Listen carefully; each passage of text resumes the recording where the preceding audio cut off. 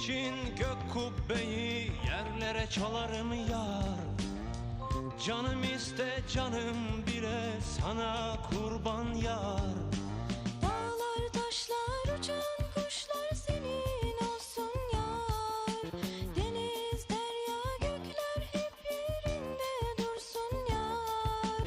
Gönlüm senden bir şey ister nasıl desem yar.